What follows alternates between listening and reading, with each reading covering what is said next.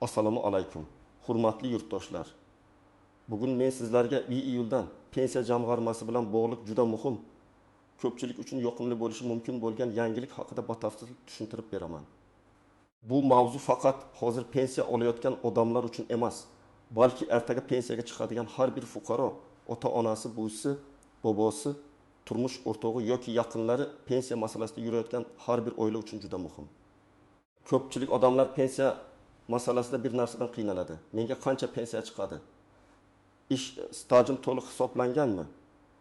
Avval hujjat yetishmagan bo'lsa, endi qayta ko'rib chiqish mumkinmi? Iyuldan nima o'zgaradi? Bu o'zgarish menga ham tegadimi yoki faqat ayrim toifadagi odamlargami? Mana shu savollarga bugun men oddiy, tushunarli tilda javob beraman. Videoni oxirigacha ko'ring, chunki eng muhim joyi shundaki, ayrim odamlar o'z huquqini bilmagani uchun yillar davomida kamroq pensiya olib kelgan bo'lishi mumkin. Hozir esa hujjatlarni tekshirtirish, ma'lumotlarni yangilash va ayrim holatlarda pensiyani qayta hisoblatish imkoniyati paydo bo'lishi mumkin. Kanalga hoziroq obuna bo'ling, videoga like bosing, chunki bunday ma'lumotni bir kishi bilsa, butun oilasiga foydasi tegadi. Avval pensiya masalasida eng katta muammo nimada edi? Men ko'p murojaatlarda bir xil holatni ko'raman. Odam umr bo'yi ishlagan, lekin pensiyaga chiqqanda uning ish staji to'liq ko'rinmagan. Kimdadir eski mehnat daftarchasida yozuv xira bo'lgan, kimdadir korxona yopilib ketgan, kimdadir arxivdan ma'lumot topilmagan, yana kimdadir ish haqidagi ma'lumotlar bazaga to'liq tushmagan. Natijada odamning real ishlagan yillari bor, lekin pensiya hisobida u to'liq aks etmagan. Oldin ko'p ishlar qog'oz hujjatlarga bog'liq edi. Ya'ni fuqaro pensiya jamg'armasiga boradi, mehnat daftarchasini ko'rsatadi. Eski tashkilotlardan ma'lumotnoma olib keladi, arxivga so'rov beradi, ba'zan sudga murojaat qiladi. Bu jarayon oddiy odam uchun juda charchatadigan, vaqt oladigan va tushunarsiz bo'lgan. Ayniqsa yoshi katta odamlar uchun bu juda qiyin. Bir idoradan ikkinchi idoraga borish, navbat kutish, qaysi hujjat kerakligini bilmaslik, ertaga keling degan javoblarni eshitish oson emas.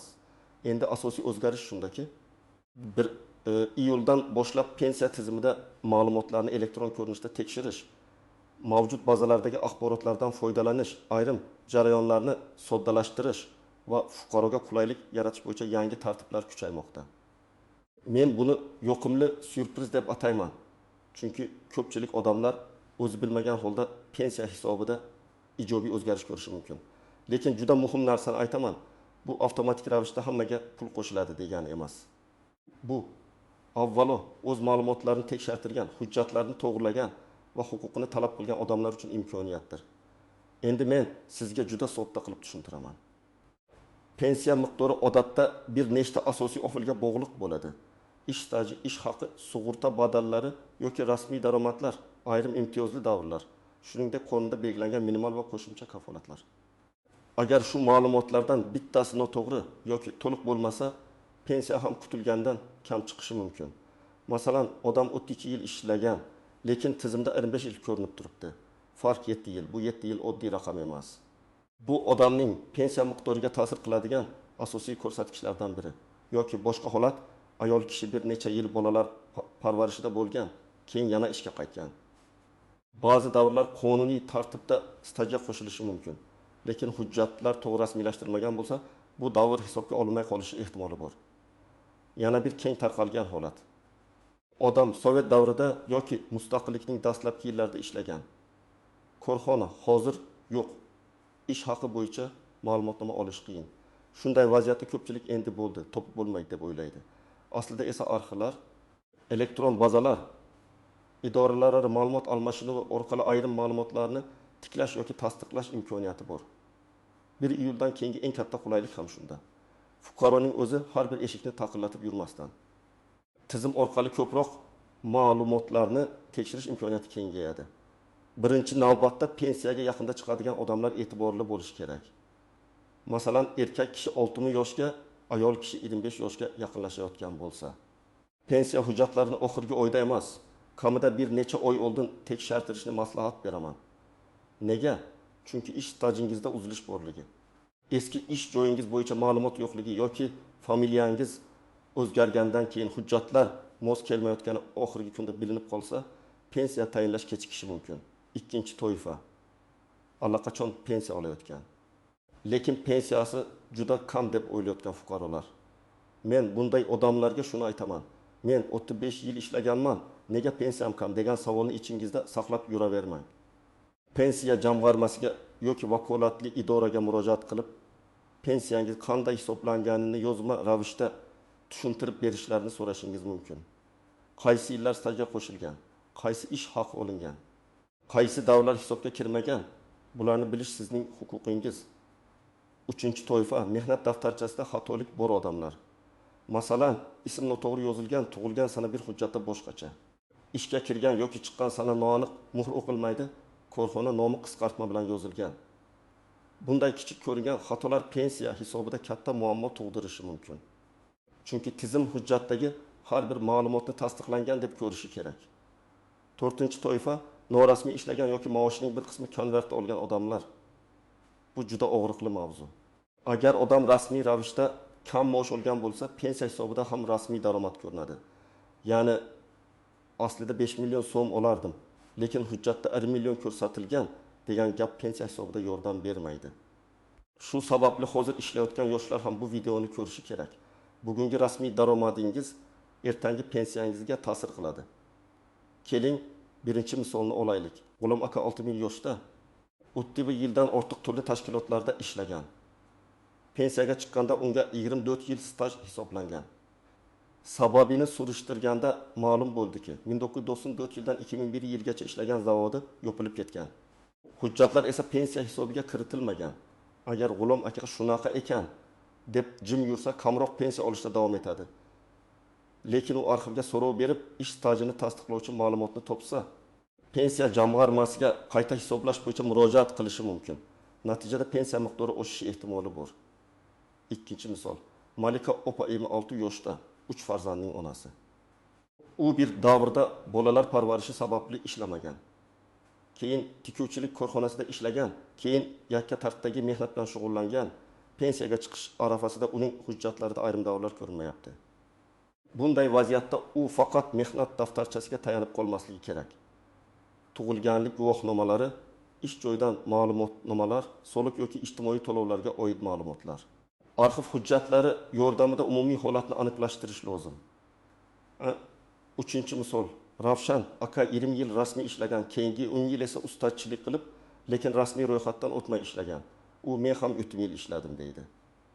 Hayotiy jihatdan bu gap to'g'ri, lekin pensiya tizimi hujjatga qaraydi. Agar 10 yil davomida rasmiy daromad, soliq, sug'urta badali yoki tasdiqlovchi hujjat bo'lmasa, bu davrni pensiya uchun to'liq hisobga kiritish juda qiyin bo'ladi. Mana shuning uchun men doim aytaman, hozirgi ishlayotgan faoliyatingizni rasmiylashtiring. Chunki bu faqat bugungi kun emas. Qarilikdagi barqaror daromadingiz masalasi. To'rtinchi misol. Dilbar opa allaqachon pensiyada. Unga pensiya tayinlanganda ayrim ish haqi yillari kam ko'rsatilgan. Keyinchalik u eski ish joyidan ish haqi ma'lumotnomasini topdi. Agar bu ma'lumot pensiya hisobida avval inobatga olinmagan bo'lsa, qayta ko'rib chiqish uchun asos bo'lishi mumkin. Lekin buning uchun og'zaki gap yetmaydi. Hujjat rasmiy bo'lishi,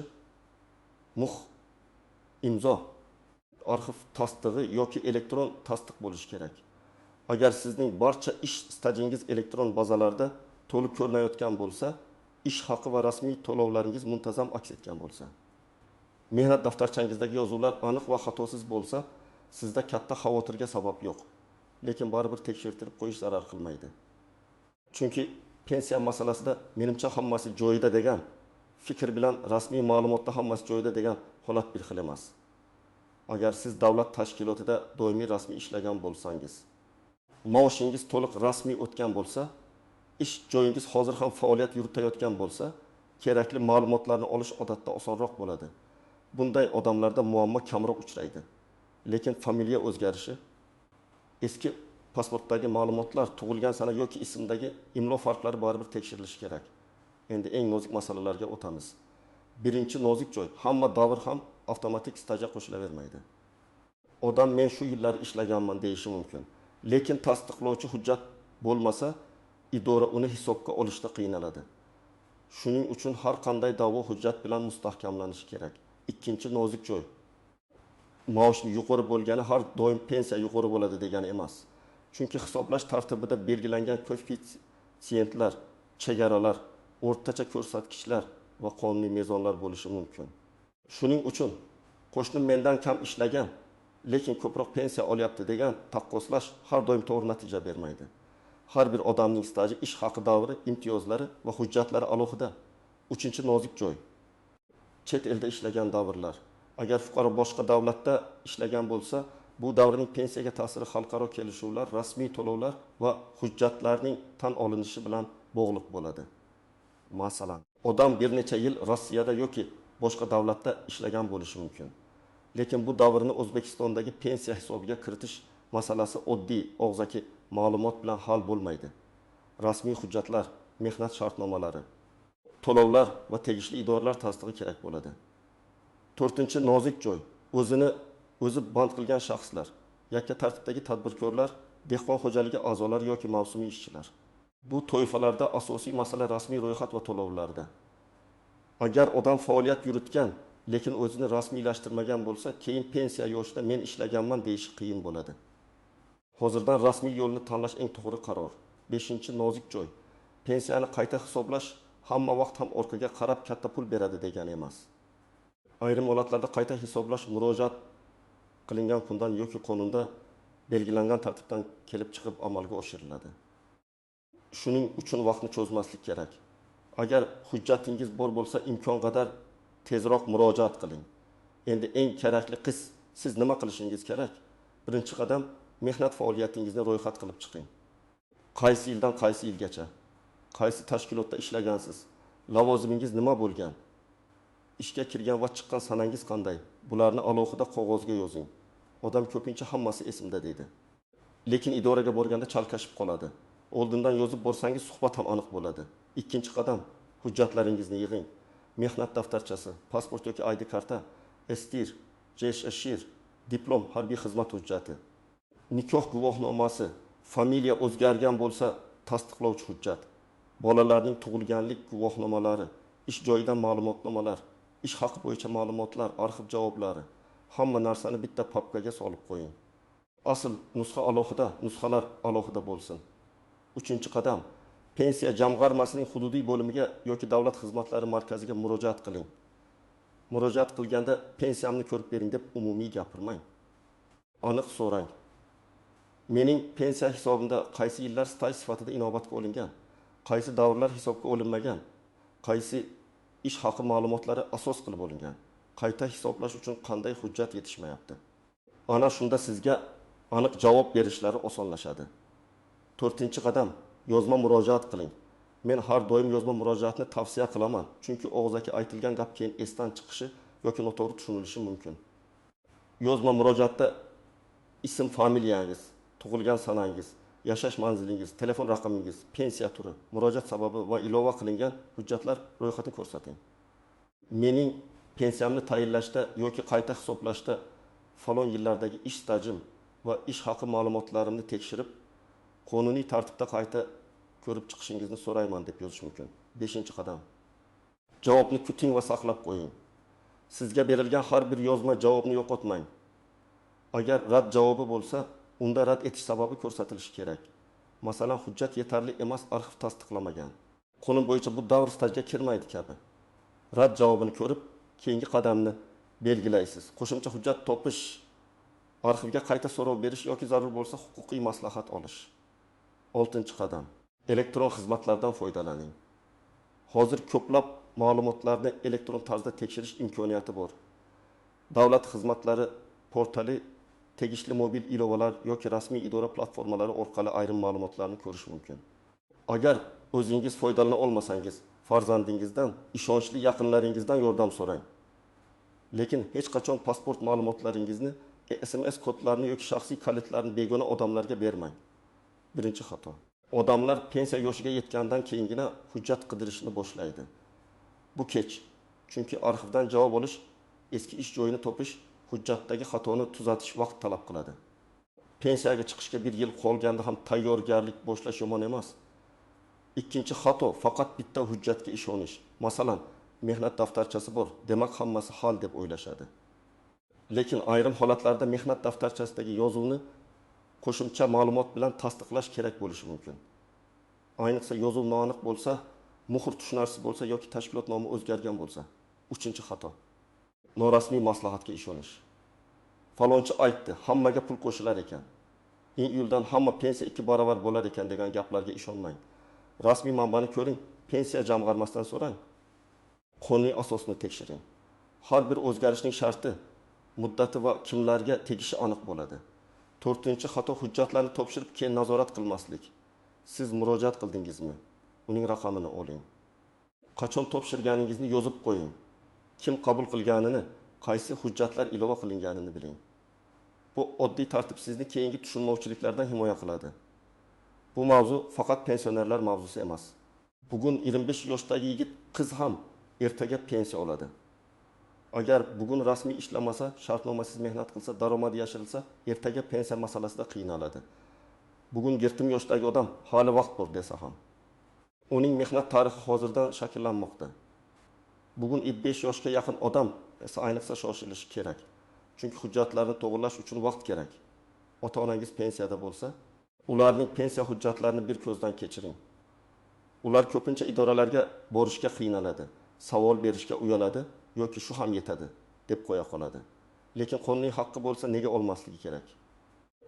Bir oila farzandi ota-onasining hujjatini tekshirtirib, hisobga olinmagan bir necha yil statini topib bersa, bu ularning oyma-oy daromadiga ijobiy ta'sir qilishi mumkin.